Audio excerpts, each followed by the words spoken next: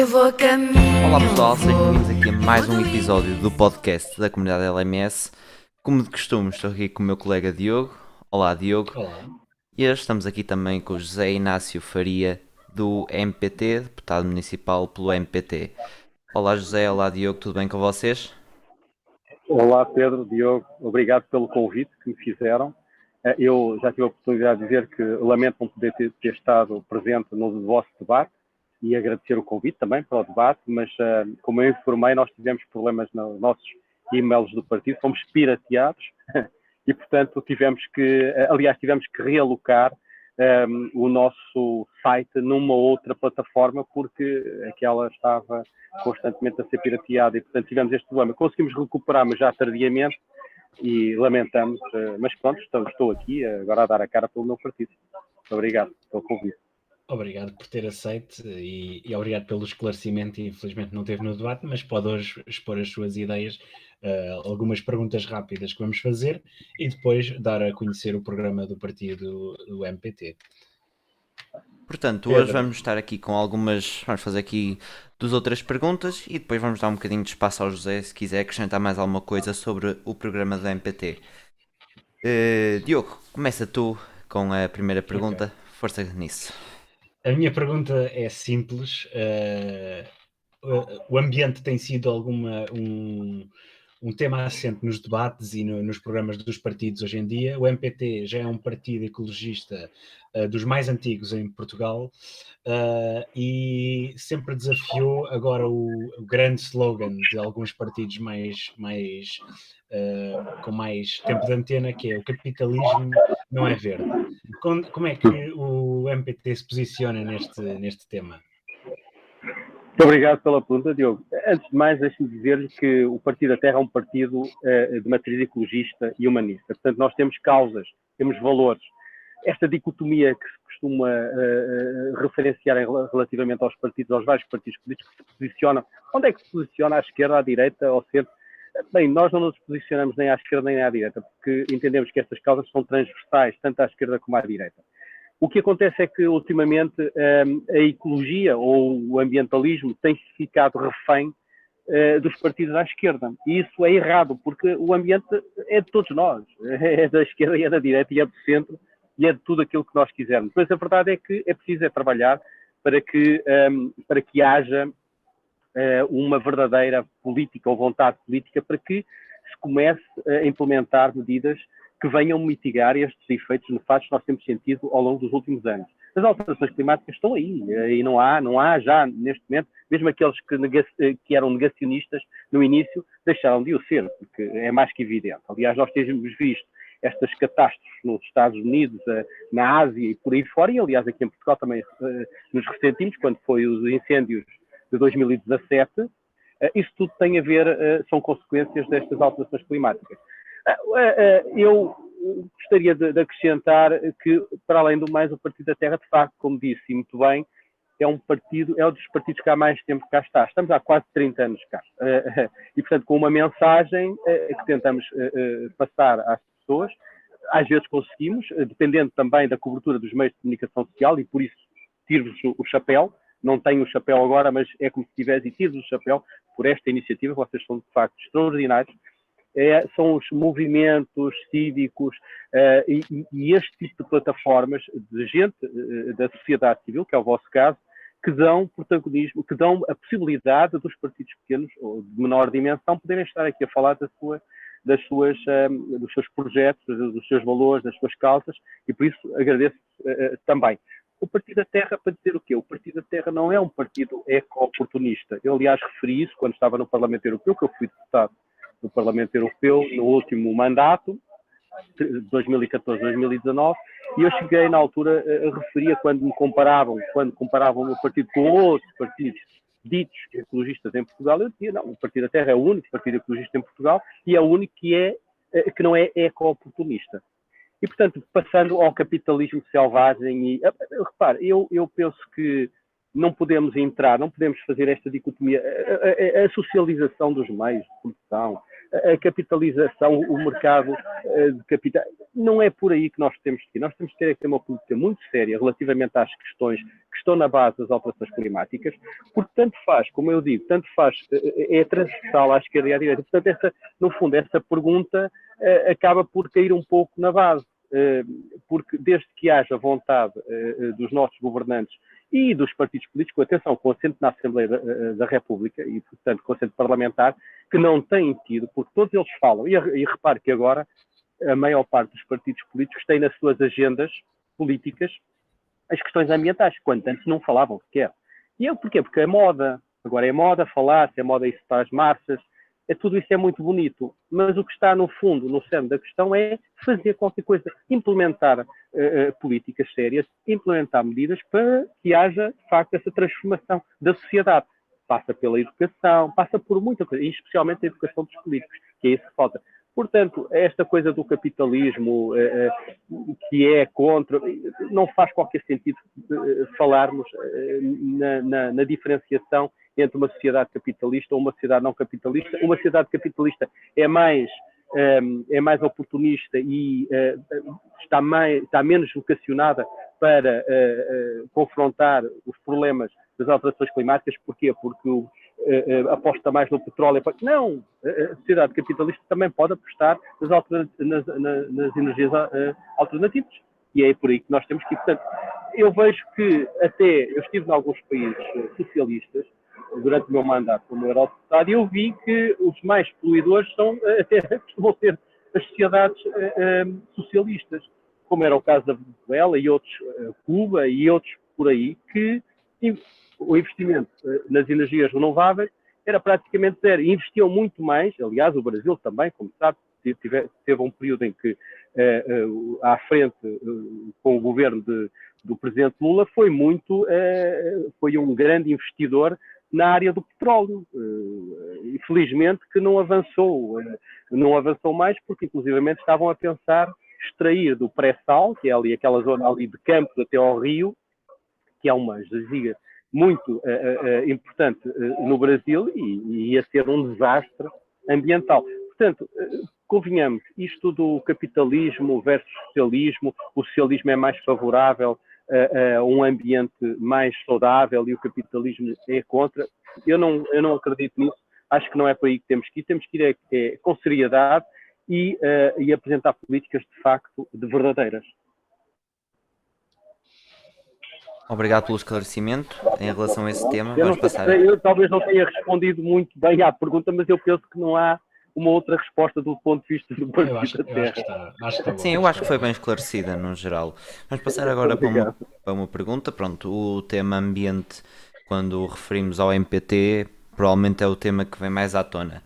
Mas agora vamos lançar aqui uma pergunta que até nos próprios debates televisivos foi muito deixada de parte. Nós incluímos esta pergunta no debate que tivemos e gostaríamos também de saber e que conseguisse informar quem nos ouve e quem nos vê da posição do MPT em relação às medidas para a cultura, porque foi muito discutido nas redes sociais, mas nos debates foi praticamente deixado de lado. Quais as medidas que o MPT tem em relação à cultura?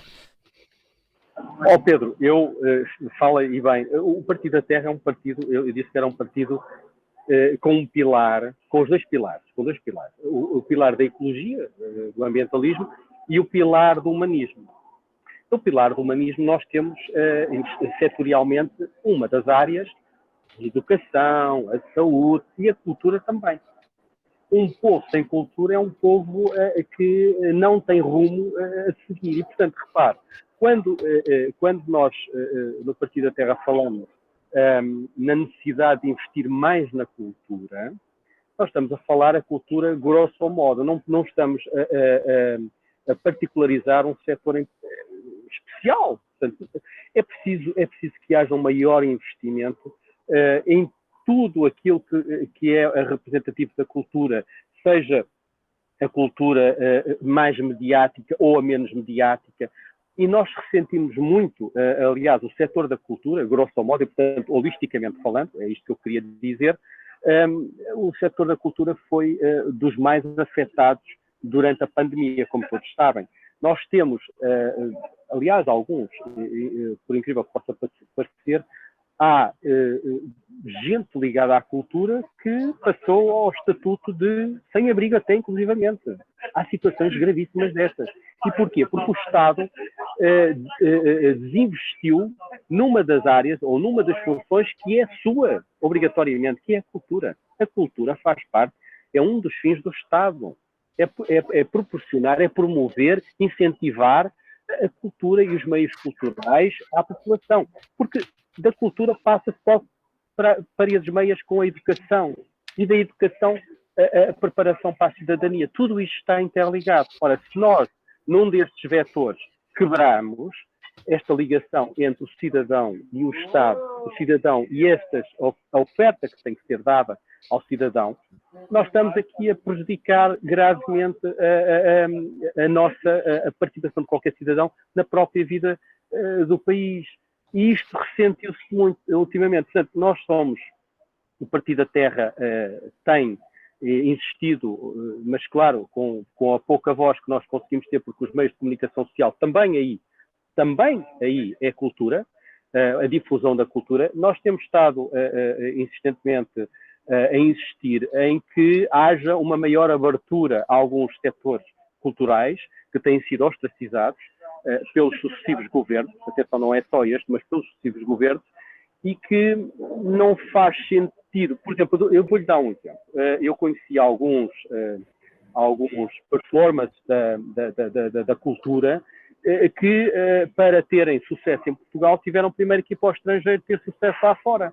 Tiveram sucesso lá fora e depois regressarem e aqui já lhes foi dado o estatuto de artistas. Eu acho isto lamentável. Nós temos gente muito boa, gente muito competente em todas as áreas. Aquilo que vocês fazem, por exemplo, também é visto como também é uma oferta cultural.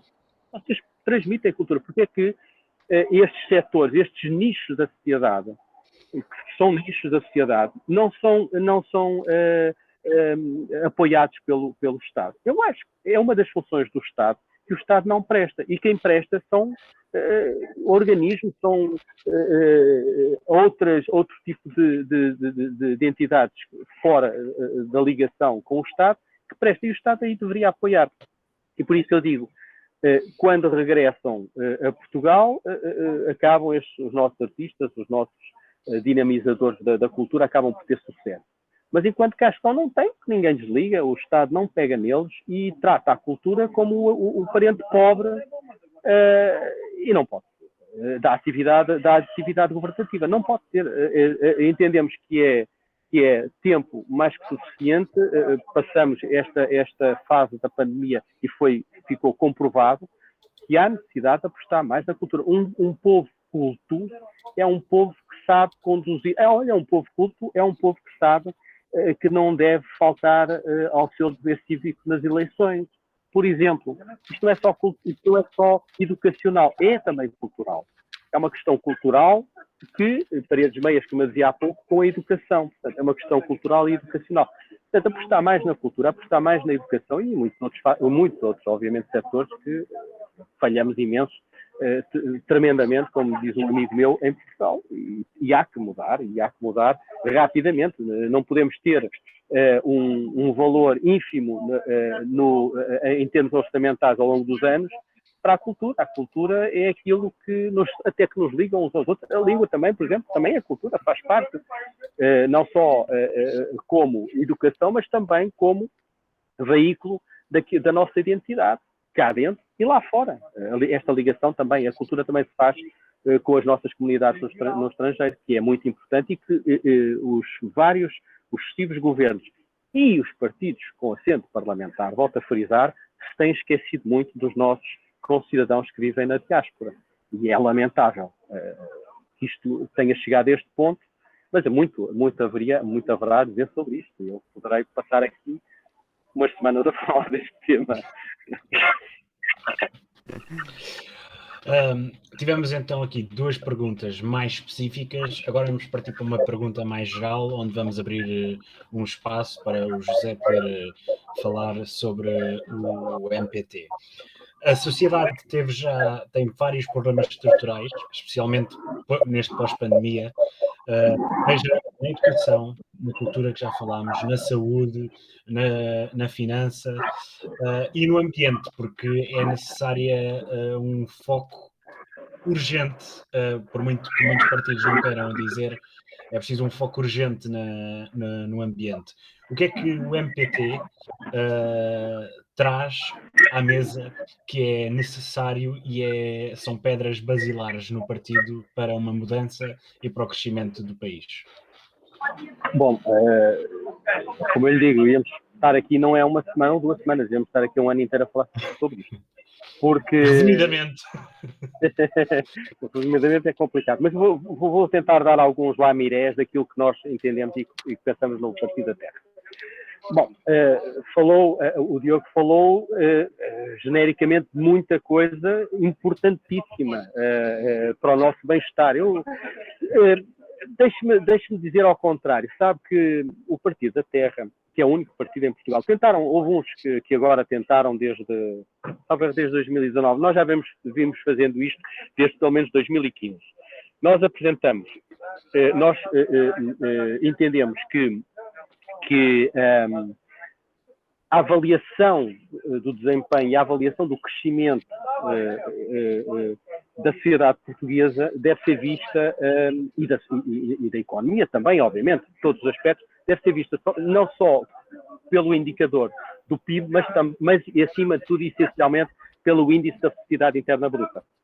Isto é um conceito muito interessante que foi criado pela ONU e o primeiro país que o implementou foi o Butão, um paíszinho na Ásia, e dizem que eles são muito felizes porque, de facto, este índice chamado o índice do produto interno bruto vem pôr em cima da mesa, complementarmente ao PIB e ao PIB, ao índice social, e depois há este, que complementa com todos os outros e que avalia, portanto, em complementaridade, avalia o bem-estar efetivo das pessoas, a sua qualidade de vida, por exemplo, o acesso à saúde, que o PIB não equaciona, a educação, a cultura, tudo aquilo que o Diogo perguntou, a cultura, a expectativa de vida, a proteção ambiental, os critérios de boa governação e de bem-estar psicológico, tudo isto,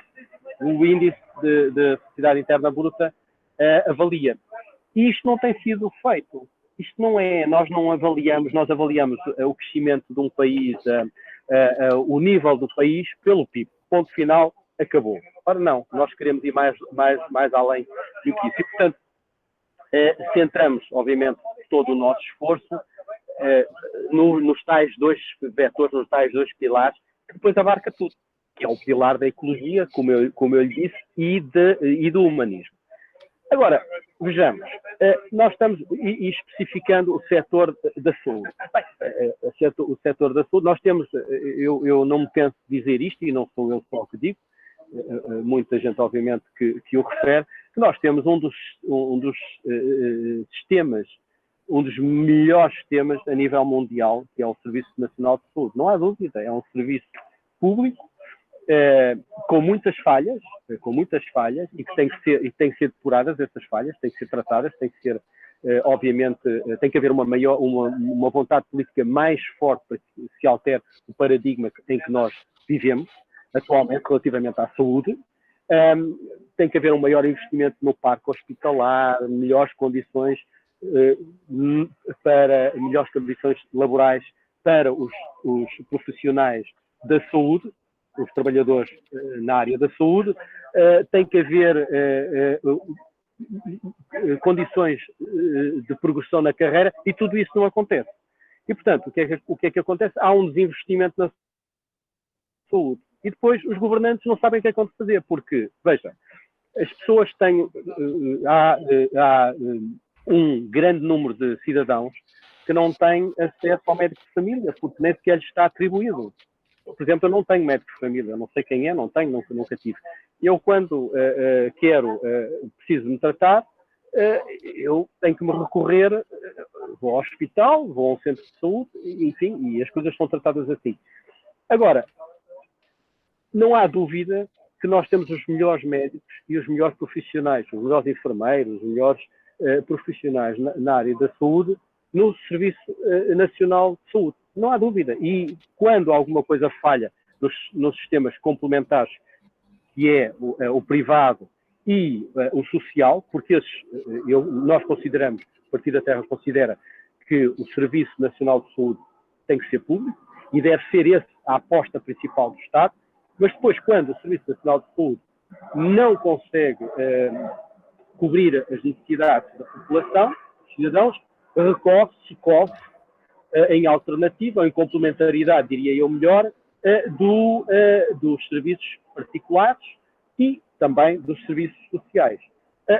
Mas sempre com o foco em melhorar, voltar atrás para que se melhore as condições de acesso aos cuidados primários, em toda a panóplia de condições que são necessárias para o cidadão. Nós temos algumas propostas relativamente à saúde. O Partido da Terra entende que tem que haver um investimento, como eu disse, um investimento maior no parque hospitalar público. Tem que haver uma melhoria no acesso aos cuidados de saúde e de medicamentos, não só, e isto aqui há uma nuancezinha, os outros partidos falam da mesma coisa, mas depois não concretizam, e em relação aos nossos imigrantes, aos nossos concidadãos na diáspora, ninguém fala deles. E nós pugnamos para que a melhoria do acesso aos cuidados de saúde e aos medicamentos sejam extensivos não só aos residentes no país, mas também àqueles que estão residentes lá fora. E, portanto, nós temos cerca de 5 milhões de concidadãos portugueses e luso-descendentes, portanto, com nacionalidade dupla, não é? É um terço da nossa população que está no estrangeiro e que, quando chega a Portugal, ou vem de férias, ou está cá a tratar de algum assunto, ou vem de vez para Portugal, não tem acesso aos cuidados de saúde, nem tem acesso a medicamentos. Nós queremos alterar isso. Reforçar os mecanismos também de consulta e empoderamento das associações de doentes, especialmente aquelas que têm a ver com o cancro, com doentes pacientes com cancro, e muito especificamente também as doenças raras, que são esquecidas em Portugal, e há muitos milhares de concidadãos nossos que padecem de doenças consideradas doenças raras e que não têm visibilidade, não têm quem os defenda. Promover, eu acho que o Partido da Terra entende que também se deve promover uma formação específica nos cuidados paliativos, que é inexistente no nosso Serviço Nacional de Saúde, ou quase inexistente, tirando uma ou outra exceção, e, portanto, tem que ser a toda a população, extensivo, especialmente àquelas famílias dos doentes também, este apoio que tem que ser dado às famílias dos doentes em terminais ou crónicos. E depois, muitas mais propostas havia, obviamente, na área da saúde, mas eu fico-me agora para já com estas por aqui, a melhorar também, relativamente.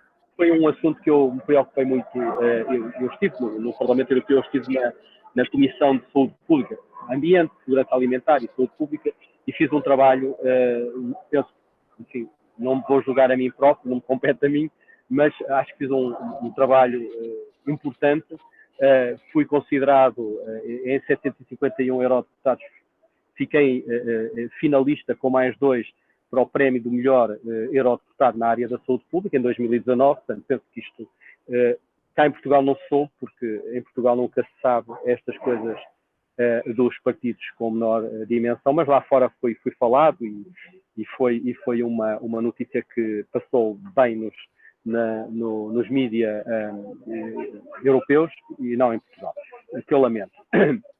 Mas isto para dizer que as doenças raras deve haver uma melhor visibilidade das doenças raras nos sistemas de informação e de investigação em saúde. E isto é muito importante, porque se houver esta comunicação entre os vários centros hospitalares, os vários laboratórios, etc., relativamente a estas doenças, há uma maior possibilidade de se encontrar curas e da experiência poder ser aproveitado noutros centros. Penso que sobre o ambiente, não sei se terei... relativamente ao ambiente, nós temos algumas propostas também, que eu penso que poderão interessar, que eu refira. Uma das primeiras que salta logo à vista é que nós recusamos totalmente, o Partido recusa totalmente a proposta da Comissão Europeia no âmbito da taxometria da União Europeia, que pretende, esta proposta que pretende que seja, que os investimentos na área da energia nuclear sejam considerados sustentáveis. Ora, nós discordamos totalmente. Não é porque este tipo de energia não emite partículas visíveis que não deixa de ser uma eventual ameaça para todos nós. Nós temos o problema, e temos nos debatido muito, qualquer tipo de geração da energia nuclear, a primeira, a segunda, a terceira, nem a terceira geração da energia nuclear nós aceitamos, porque há sempre o perigo de algo correr mal. E acontece. Como dizia uma pessoa que eu conheço, pode acontecer e acontece. Aliás, nós vimos no Japão, vimos em Espanha alguns incidentes que têm acontecido, aliás, muito perto da nossa fronteira, com a central nuclear, por exemplo, de Almaraz, e nós não queremos que venha a surgir um problema aqui no nosso território. E, portanto, recusamos totalmente que a energia nuclear seja considerada no processo de transição ecológica para os próximos 30 anos, como a Comissão Europeia pretende. Queremos criar uma provedoria do ambiente e a instalação, portanto, a instalação em cada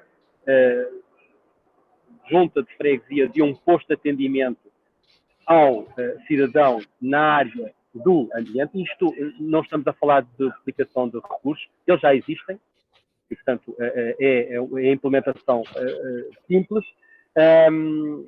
Gostaríamos também de ver a renegociação, também é um assunto que nós temos batido ao longo dos tempos, que é a renegociação da Convenção de Albufeira. Os nossos vizinhos internacionais, estamos a falar de Espanha, porque é o único país que nós temos fronteira, chegam sem caudais a Portugal. A qualidade da água é muito má, todos nós sabemos. Nós temos seca, nós vamos entrar num período, estamos a entrar, aliás, num período de seca, porque os nossos amigos espanhóis também, de vez em quando, fecham a torneira e nós recebemos cá má água e pouca água aos caudais. E, portanto, isso tem que ser renegociado seriamente.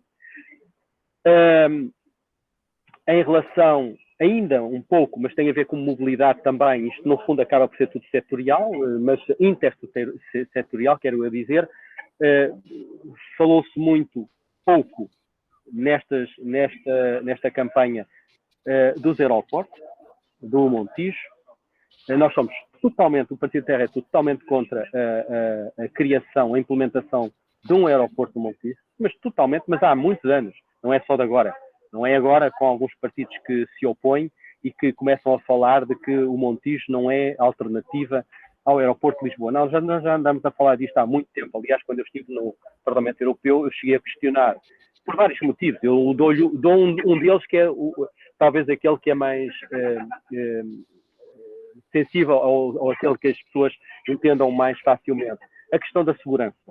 Eu cheguei a questionar, na altura, a comissária dos transportes, que era a senhora Violeta Bulc, com algumas perguntas, e até tanto escritas como orais, em que perguntava o que é que a Comissão tinha a dizer relativamente à construção do aeroporto no Montijo, uma vez que estávamos numa zona de edificação e uma zona importante em termos ecológicos da Europa, uma das mais importantes de nidificação, e que haveria sempre alguma questão de segurança ou de insegurança relativamente às aves de grande porte que se entram.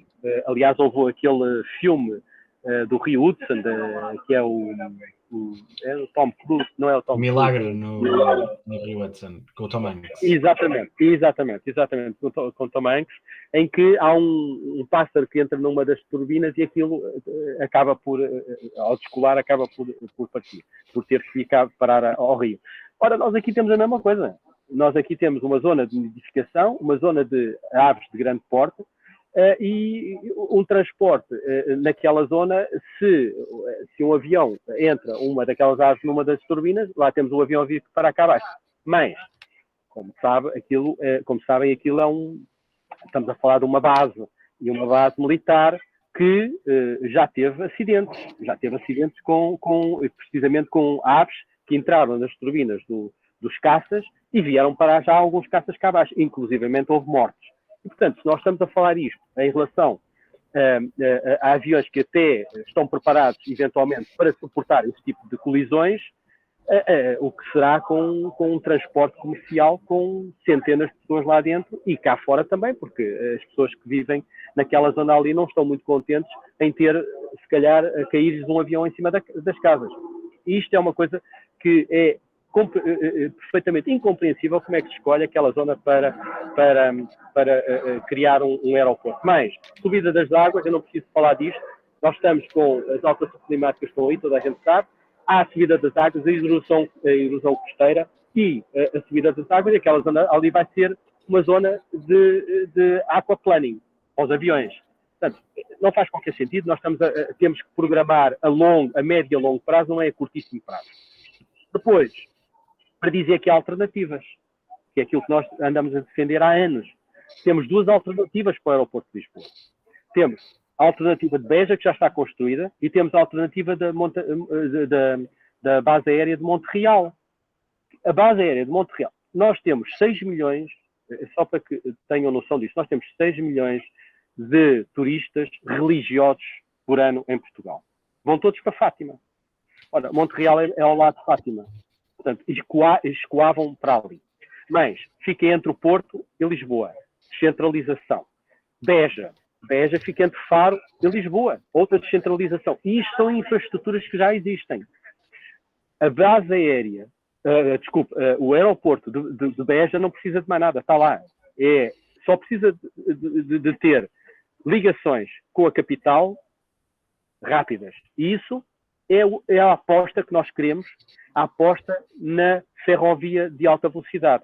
Ligar Sines, Beja, Lisboa, Madrid, e esta ligação mete os passageiros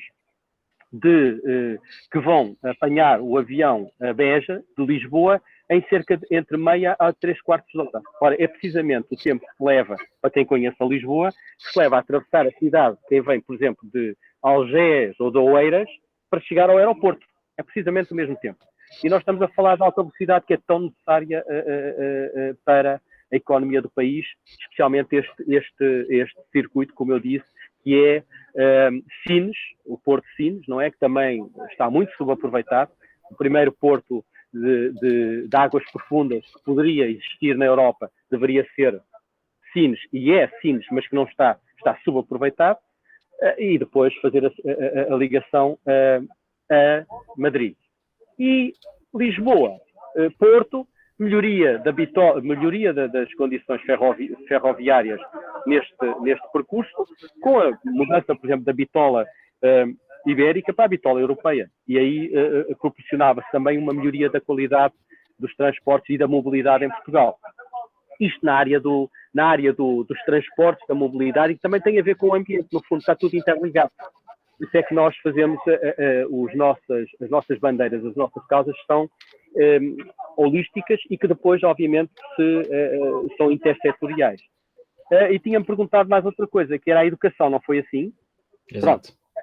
Bom, na educação, vocês são jovenzinhos e, portanto, estiveram há menos tempo do que eu ligados ao ensino, e vocês sabem perfeitamente que nós temos uma educação deficitária em Portugal.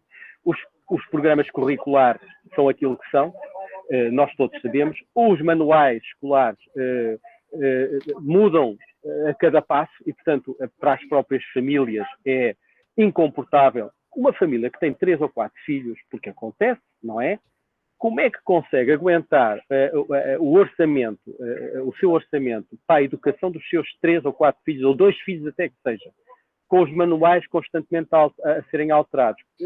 Quer dizer, duram 2, 3 anos e depois estão a ser alterados. Quer dizer, de um filho para o outro não se pode ser aproveitar os manuais escolares. E mais, o acesso à universidade. Nós somos totalmente favoráveis ao acesso gratuito, e não é tendencialmente, é mesmo gratuito. Tendencialmente tem muito que se lhe diga. Tendencialmente vamos lá chegar, haveremos lá chegar, como tendencialmente na saúde, os cuidados gratuitos na saúde, tendencialmente. Não. É os cuidados, o Estado tem dinheiro. O Estado tem que apostar na saúde das pessoas, tem que apostar na educação, tem que apostar na cultura. E, portanto, para isso há. E tem que haver, não pode haver aqui sistemas ou subsistemas de fuga às responsabilidades do Estado para que os recursos financeiros sejam canalizados para outras coisas que nós sabemos e que entramos depois pelo campo da corrupção e do compadrio, que é o que acontece em Portugal, infelizmente. Eu assusta-me muito, deixa-me só dizer, estou a fugir um bocadinho à pergunta, obviamente, mas assusta muito o PRR que vem aí. Nós estamos a falar de 30 mil milhões, mais os 30 mil milhões do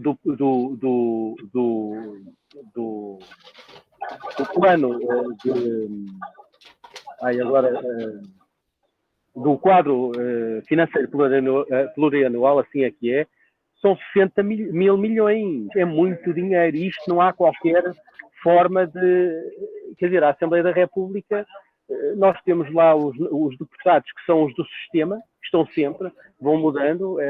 Ora hoje estás tu, amanhã estou eu, depois combinamos aqui as coisas. Os partidos satélites que estão ali e que fazem as funções. Agora eu encosto-me a ti, a colar e tal, e vamos resolvendo as coisas assim. A sociedade civil em Portugal tem um papel importantíssimo no combate à corrupção e pela transparência. Há pessoas, eu dou o exemplo do professor Paulo Moraes, que tem-se batido muito por estas questões, de quem eu sou amigo, tenho o prazer de dizer que sou amigo dele, e que as suas propostas e as suas denúncias caem em saco roto.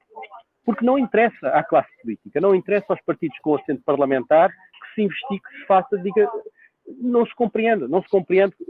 Falou também, o Diogo também perguntou relativamente à economia, não se compreende que nós estejamos anos e anos, décadas, a financiar a banca da forma como financiamos. Não faz sentido.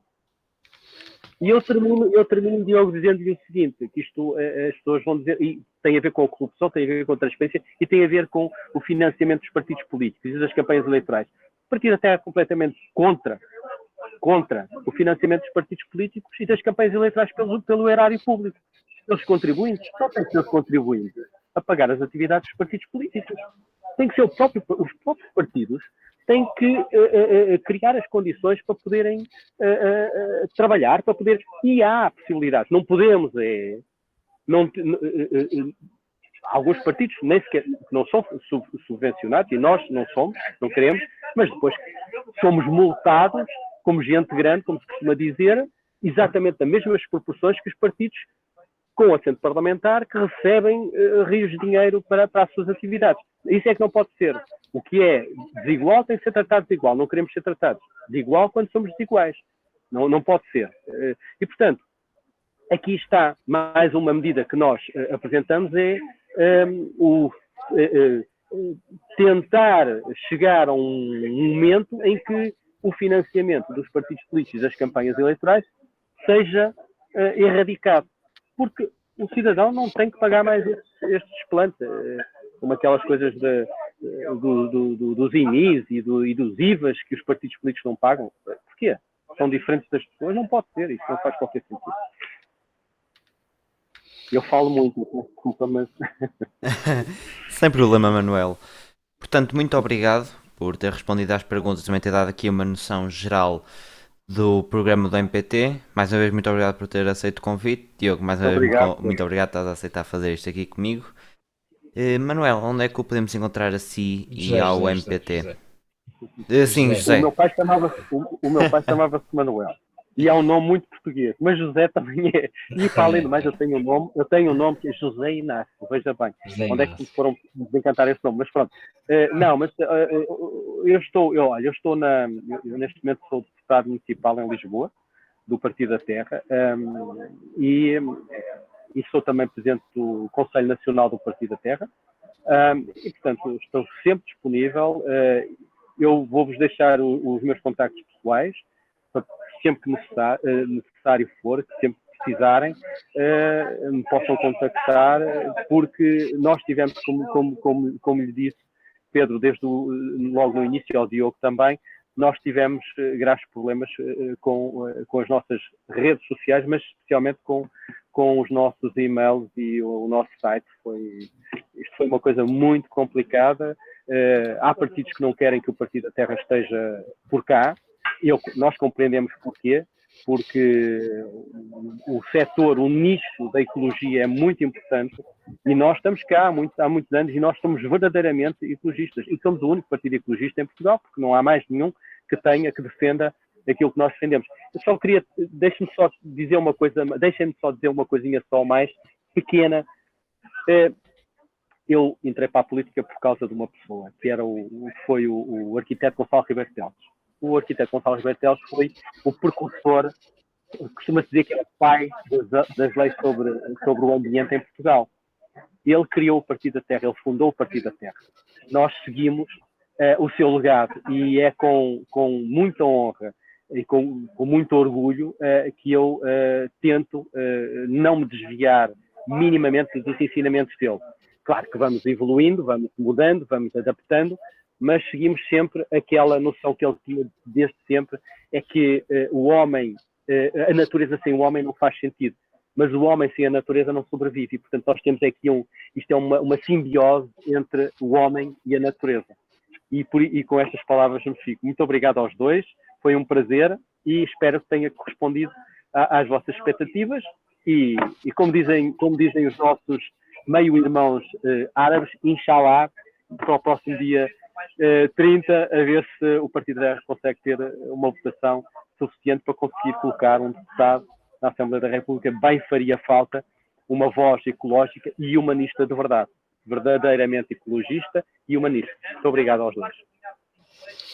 Obrigado, José. Obrigado, Pedro. Vemo-nos então. Já não nos vemos mais. Hoje será o último episódio antes das eleições. Portanto, esperemos a todos que vão votar. Até porque amanhã não podemos publicar. Votem em consciência. Sim, amanhã já não podemos publicar, não é permitido por lei por causa do grande dia da reflexão, né? Eu votei no domingo e não tive dia de reflexão, portanto... Precisamente, Diogo. Não sei. E até no próprio dia tiveste meu a chatear-te, por isso. Pois foi. O seu dia de reflexão vai ser amanhã, que já votou. Exato. Muito bem. Muito obrigado a todos que têm acompanhado. Muito obrigado a todos por terem estado connosco. Depois das eleições estaremos cá para analisar os resultados, eu e o Pedro, e talvez consigamos ter cá alguém, não sei. Mas obrigado a todos que estiveram nesta jornada, que já é a maior temporada do podcast da comunidade. Já sabem, Pedro, onde é que nos podemos encontrar a todos nas redes sociais? Portanto, a mim está aí em baixo os links todos, LivePerry em quase todo lado, chat no Twitter, LivePerryLMS. Ao Diogo podem encontrar em Diogo_Manic99 em também quase todo lado. No Instagram também podem ver por Diogo Vilé. E acho que é isto, pessoal. Portanto, mais uma vez, muito obrigado a todos pelo apoio. E Diogo? Obrigado a todos. Vemo-nos na próxima semana. E tchau, tchau. Tchau, tchau. Obrigado.